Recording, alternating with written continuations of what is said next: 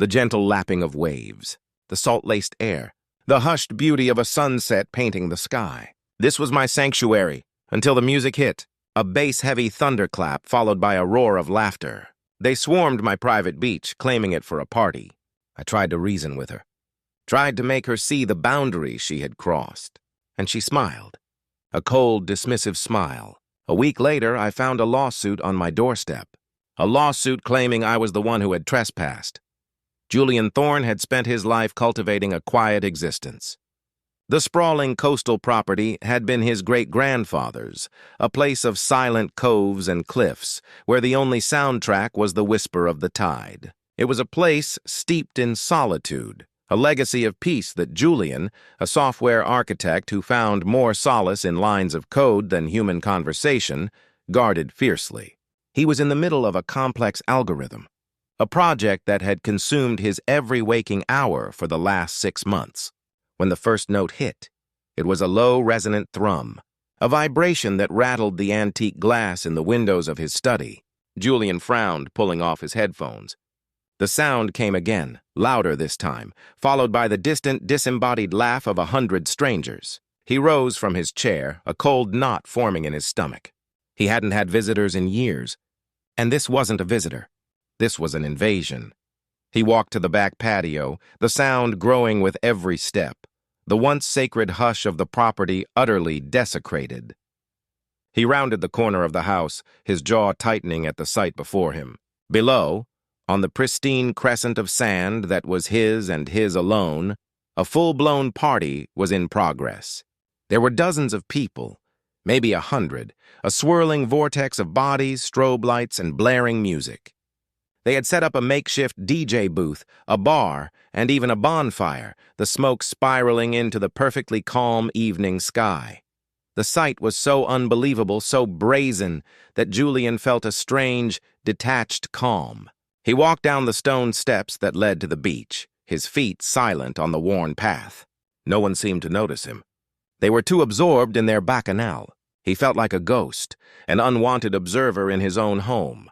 He scanned the crowd, looking for a leader, an anchor point, a face he could reason with.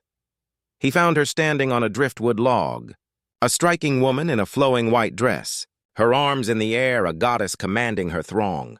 Her hair, a cascade of sun-bleached blonde, caught the setting sun. She was beautiful, undeniably so, but her expression was one of pure, unadulterated entitlement. She looked like she owned the world, and in that moment, she clearly believed she did. Julian took a deep breath and pushed through the crowd, muttering apologies and trying to avoid stepping on a discarded plastic cup. He reached the woman at the center of the chaos and had to shout to be heard over the music. "Excuse me, I believe you're on private property." Her eyes, a shocking shade of turquoise, snapped to his. She lowered her arms, a slow smile spreading across her face. "Oh, hey, did you live here? What a coincidence. We were just saying what a perfect spot this was for an impromptu celebration." Her tone was so casual, so utterly lacking in contrition, that Julian almost didn't process the words. He repeated himself, this time with a harder edge. "This is private property." "My private property. You need to leave." She giggled, a sound that grated on Julian's nerves. "Oh, don't be like that. It's a beach. Who can own a beach?" "The person whose deed includes the shoreline," Julian said flatly, pulling his phone from his pocket. "The person who pays the taxes on it. The person who lives right up there." He gestured toward his house, a dark silhouette against the last light of the day. "You're all trespassing. I need you to pack up and get out, now." The smile vanished from her face. "Whoa, dude, calm down. You're being a real buzzkill. We're not hurting anything. The tide will wash away our footprints. What about the plastic cups? The bottles? The cigarette butts?" Julian gestured around them, his voice rising with his frustration. "This isn't a public park. It's my home. I don't appreciate my home being used as your personal party venue." A hulking man with a shaved head stepped forward, his arms crossed over a massive chest. He gave Julian a menacing glare. "Leave her alone, man. She's not bothering anybody." "On the contrary," Julian said, ignoring the man, his eyes fixed on the woman in the white dress. "You're bothering me." "I'm giving you 5 minutes. After that, I'm calling the police." The woman's laughter returned, sharp and brittle.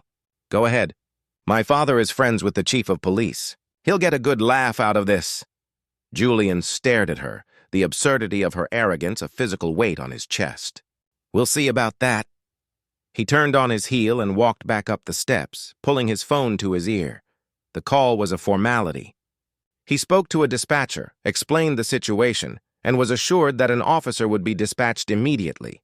He watched from his patio as the party continued, the lights and noise a pulsing, defiant beacon in the growing darkness. The police cruiser arrived 15 minutes later, its blue and red lights a stark contrast to the swirling colors of the party. An officer, a young man named Officer Miller, got out of the car. Julian watched as he approached the crowd, his uniform a symbol of authority that seemed to have no effect. The woman in the white dress, Serafina, was speaking to him, her hands on her hips, her head tilted in a way that suggested she was used to getting her way. She pointed toward Julian's house, her mouth moving in animated, scornful gestures. Miller looked up at Julian, then back at Serafina. He seemed to be listening, but Julian could see the hesitation in his posture. After a moment, he nodded and turned to the crowd, raising his voice. The music was finally mercifully turned off. There were groans and jeers, but the party began to disband. It took another hour for the last car to leave, and by then, the moon had risen, illuminating the destruction left in their wake. Julian stood on his patio, a profound sense of violation settling over him. He felt like his soul had been ransacked. He knew he wouldn't be able to get back to his project tonight. The concentration was gone, replaced by a cold, simmering rage. He went to bed, but sleep was elusive.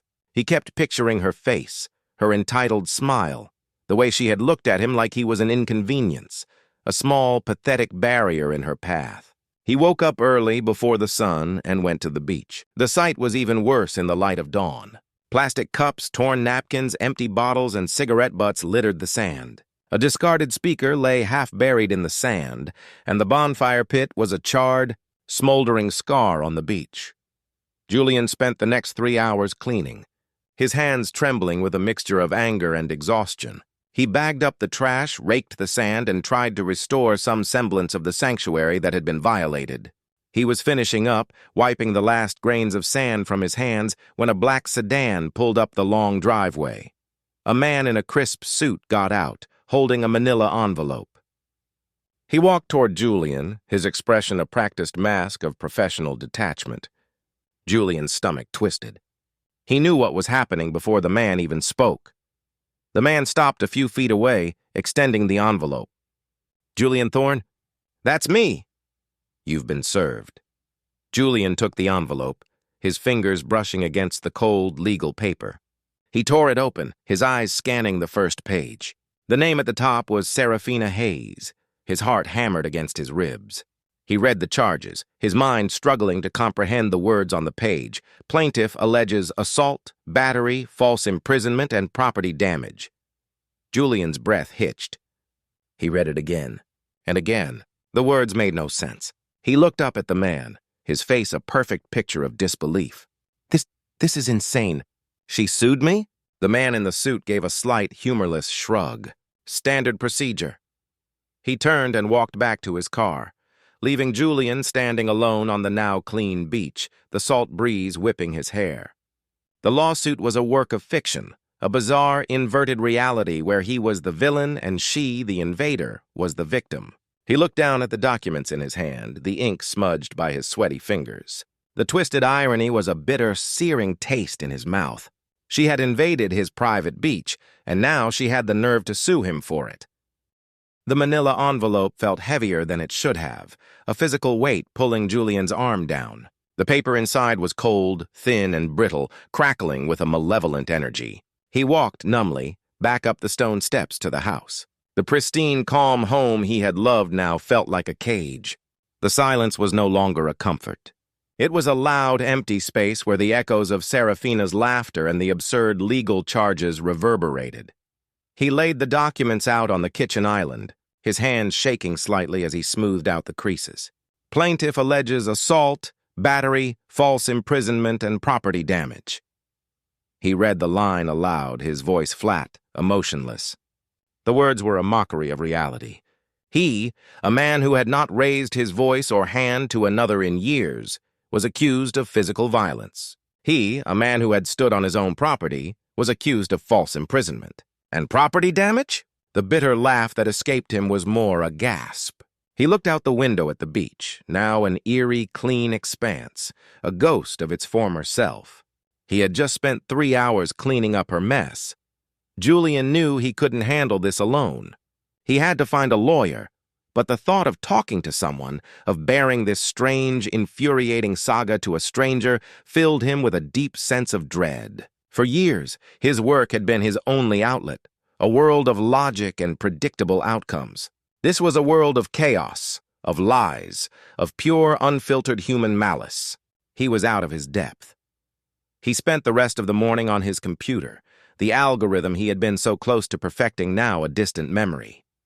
He searched for legal firms, looking for anything that seemed reputable but not so large that he'd get lost in the shuffle. He found the website for Vance & Associates, a small but highly rated firm specializing in property law and civil disputes. The bio for Amelia Vance described her as tenacious, detail-oriented, and fiercely ethical. That last word, ethical, was what sold him. He made the call and was surprised to be put through to her directly. He spoke in a rush, stumbling over his words as he recounted the events of the previous night. He could hear the skepticism in her voice, a subtle professional disbelief. She had heard wild stories before, but something in his frantic sincerity must have resonated. She agreed to see him in her office that afternoon. The office was in a sleek downtown building, a world away from Julian's secluded home. Julian felt like a fish out of water. He sat in a plush leather chair in a stark, minimalist office, the floor-to-ceiling windows offering a panoramic view of the city. Amelia Vance entered, a woman in her late 40s with a sharp, intelligent face and eyes that missed nothing.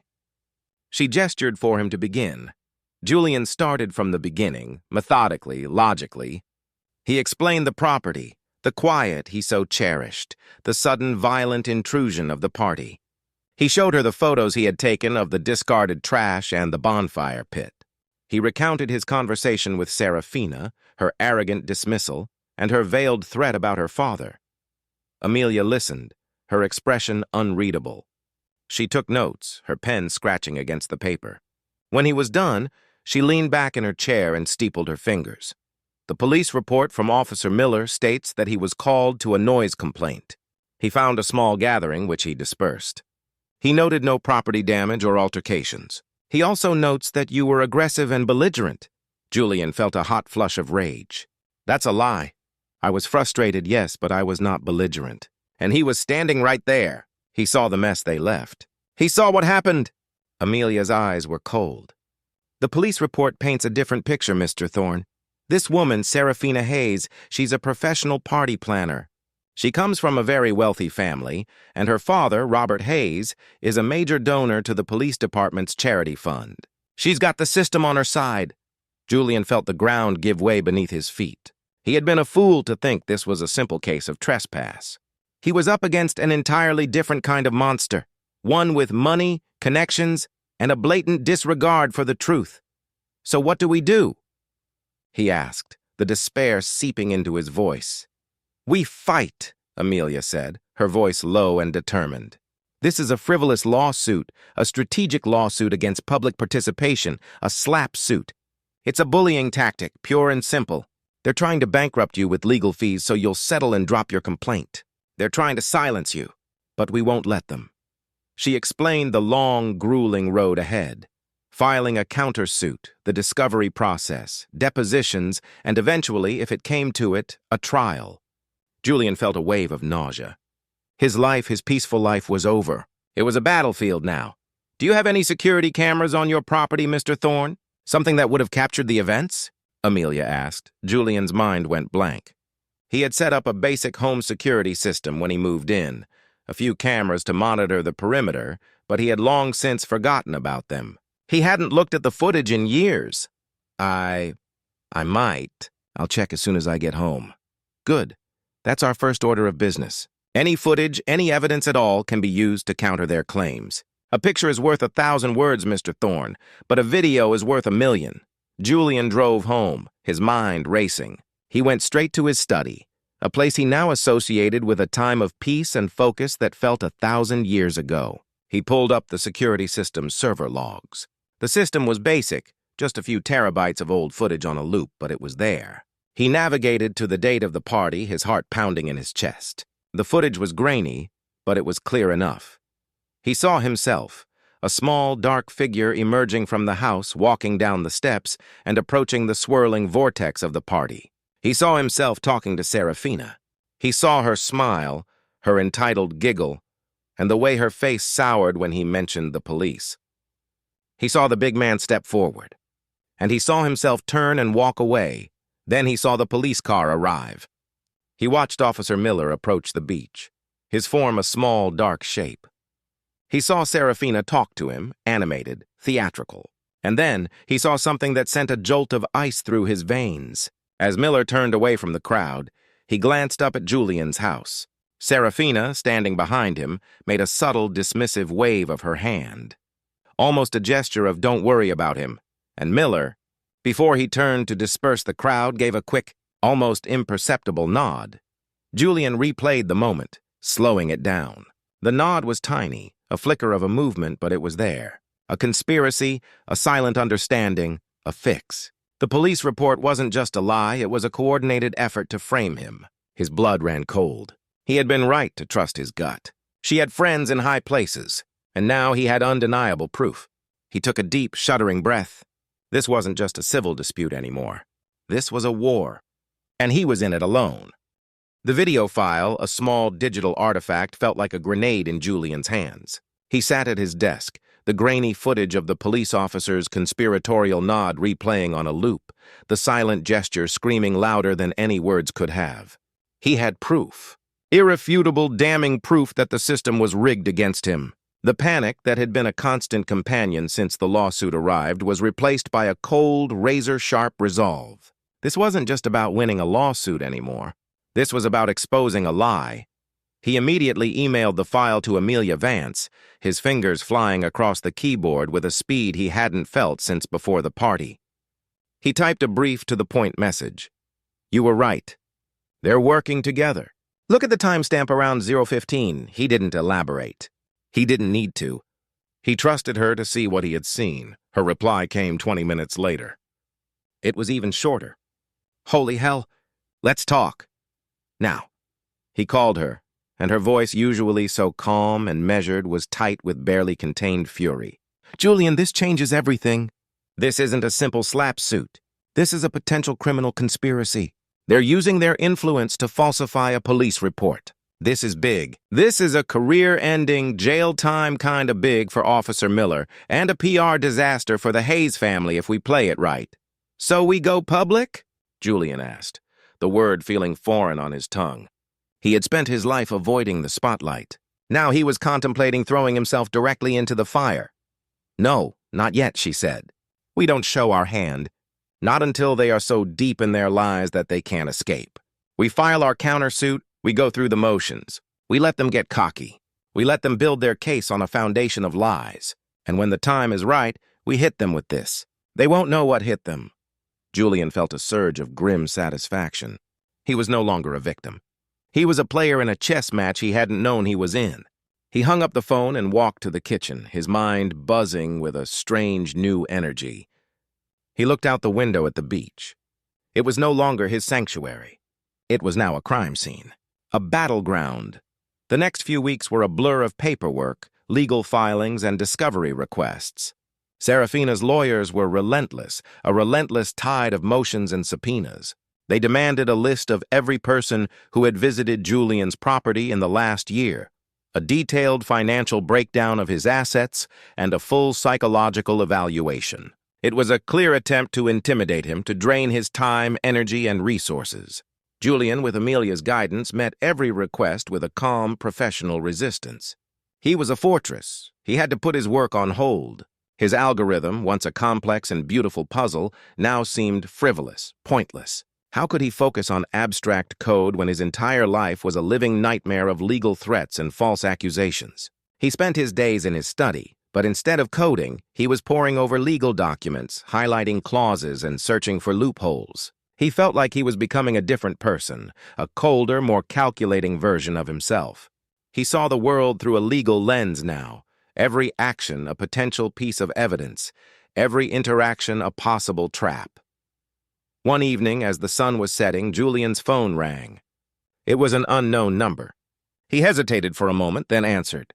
"Julian Thorne?" a deep voice asked. It wasn't a question. It was a statement. A statement of fact. A statement of power. Speaking. "My name is Robert Hayes. I believe you've met my daughter, Serafina." Julian's heart rate spiked. This was it. The man behind the curtain. The architect of the lie. "I have," Julian said, his voice steady despite the tremor in his hand. "She had a party on my beach," Robert Hayes laughed, a dry, humorless sound. "An unfortunate misunderstanding. She gets these ideas, you see, full of spirit. Now, I understand you've retained a lawyer. That's a mistake. A very expensive mistake." "I don't think so," Julian said, feeling a strange surge of confidence. He had a secret weapon. He had the video. He had the truth. "Listen to me, son," Robert Hayes said, his voice hardening, losing all pretense of civility. "I am a very wealthy man. I have a lot of friends. I don't like it when my daughter is distressed, and I don't like it when people waste my time. You can either drop this lawsuit now, and I'll have my daughter's lawyer do the same, or this will get very, very unpleasant for you." "It's already unpleasant," Julian said, a cold smile forming on his face. "You're the one who sued me. Remember?" A long, chilling silence stretched between them. Julian could hear the other man breathing, the quiet fury building. "Don't you understand?" Robert Hayes said, his voice a low, dangerous growl. "This isn't about winning or losing. It's about dominance. I am a predator, and you are my prey. I will not stop until I've broken you. I will not stop until you are bankrupt, homeless, and a social pariah. You have no idea what I'm capable of. I can make your life a living hell, and I will." The words were a hammer blow, but Julian stood firm. He thought of the grainy video, the silent, damning nod. He thought of his quiet, peaceful life, and the woman who had stomped all over it. This wasn't just about a beach. It was about right and wrong. It was about standing up to a bully. "Mr. Hayes," Julian said, his voice a whisper, filled with a resolve that surprised even himself. "I hope you're ready for the fight of your life, because I'm not backing down. Not 1 inch." He hung up the phone, his heart pounding, his body humming with a strange, exhilarating fear. He had just declared war on a man who had everything, and he had nothing but the truth. But in a world where power and money corrupted everything, a simple truth could be the most dangerous weapon of all.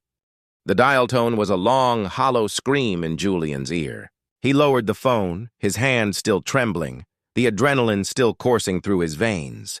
Robert Hayes's voice, a low growl of pure, unapologetic power, replayed in his mind. Predator. Prey.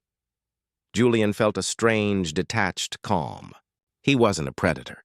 He wasn't a fighter, but he was no longer prey. He was a survivor, and he had a secret. He had the truth. He called Amelia, his voice steady. He recounted the conversation with Robert Hayes, word for word. She listened, her silence a heavy, thoughtful presence on the other end of the line. When he was done, she took a long, slow breath. "He's playing a different game now, Julian. This isn't just about the beach anymore.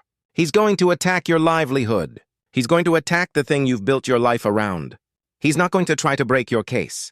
He's going to try to break you." Julian felt a cold dread settle in the pit of his stomach. His software, the complex algorithm, was more than just a project. It was his magnum opus, the culmination of years of work and intellect. It was his identity. What could he do? Julian asked, his voice barely a whisper. "He'll use his connections," Amelia said. "He's a powerful man in the tech industry, a major investor in several venture capital firms. He'll find a way to discredit you, to claim your work isn't your own, to tie you up in intellectual property litigation. He'll bury you in a world you don't understand, a world of patents and copyrights and trade secrets."